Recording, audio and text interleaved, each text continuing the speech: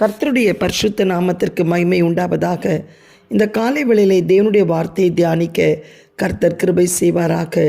1 நாளாகமம் 4:10. அவன் வேண்டிக் கொண்டதை தேவன் அருளினார்.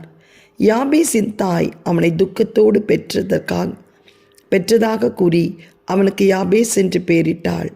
அவனுடைய தாய் அவனை துக்கத்தோடு பெற்றெடுத்தாலும் அவன் தன் சகோதரர் அனைவரையும் பார்க்கிலும் கனம் பெற்றவனாயிருந்தான். காரணம், அவன் தேவனை நோக்கி பார்க்கிறவனாக இருந்தான்.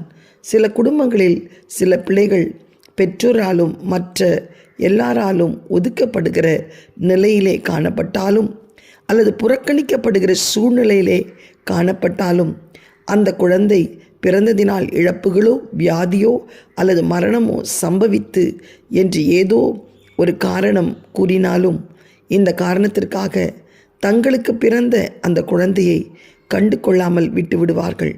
மூட நம்பிக்கை உள்ளவர்களும் மனிதருடைய போதனைகளாய் உண்டாகும் பயங்களுக்கும் அப்படிப்பட்ட குழந்தைகள் தங்கள் குடும்பத்திலேயே தயவை பெற்று அனுபவிக்க முடியாமல் செய்துவிடும்.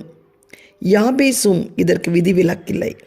ஆனாலும் தேவன் அவனுடைய எதிர்காலத்தை மாற்றி அமைத்தார். காரணம், அவன் தன் தேவனாகிய கர்த்தரில் நம்பிக்கையாயிருந்தான்.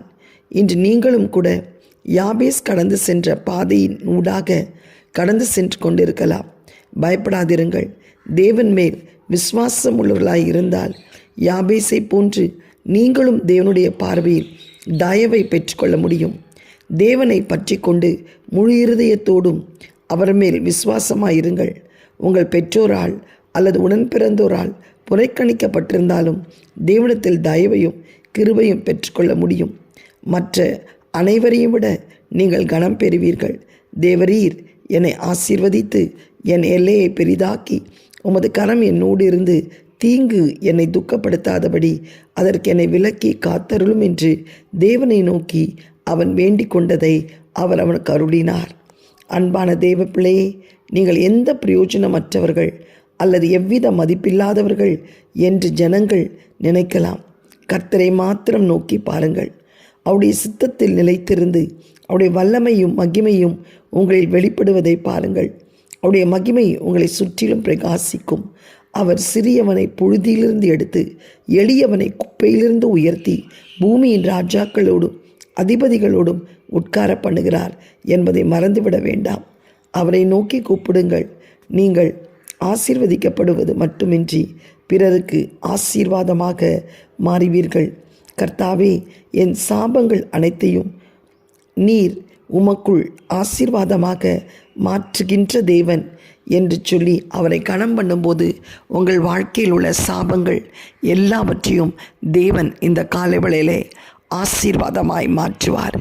யாபேசோடு கூட இருந்து யாபேசை வழி நடத்தின தேவன், யாபேசுக்கு கர்த்தர் அவன் எல்லையை பெரிதாக்கின தேவன் இந்த காலைவேளையிலும் உன்னை அவர் கரம் பிடித்து நடத்துவார். உன் எல்லையை பெரிதாக்குவார். உன்னோடு கூட இருப்பார். உன்னை ஆசீர்வதிக்கவே ஆசீர்வதித்து உன்னை பெருகவே பெருக செய்வார். ஆசீர்வாதமே இல்லை என்று ஏங்கிக் கொண்டிருக்கிறாயா? இன்னும் எத்தனை நாட்கள் இந்த சாபங்களை நான் சுமக்க வேண்டும் என்று நீ உனக்குள்ளே நிந்தித்து கொண்டிருக்கிறாயா? யாபேசை ஆசீர்வதித்த தேவன் இன்றைக்கு உன்னையும் ஆசீர்வதிக்க வல்லமை உள்ளவராயிருக்கிறார். கண்களை மூடி ஜெபிக்கலாம். அவன் வேண்டிக் கொண்டதை தேவன் அருளினார் என்ற வார்த்தையின்படி ஆண்டவரை, இன்றைக்கு இந்த செய்தியை கேட்கிற ஒவ்வொருவரும் எதை வேண்டிக் கொள்கிறார்களோ அதை நீர் அவர்களுக்காக செய்து முடித்து அந்த ஆசீர்வாதத்துக்கு பாத்திரமானாய் மாற்றுகிறதற்காக உமக்கு ஸ்தோத்திரம். தேவன் அவள் எல்லைகளை பெரிதாக்கி அவளை கரம் பிடித்த ஆண்டவரே, அப்பா, அவளை ஆசீர்வதித்து ஆண்டவரே அவர்களோடு கூட இருந்தவர்களை வழி நடத்துவதற்காய் ஸ்தோத்திரம். தேவ கிருபை ஆளுகை செய்யட்டும். இயேசுவின் மூலம் நல்ல பிதாவே, ஆமேன். God bless you. Have a blessed day. Amen.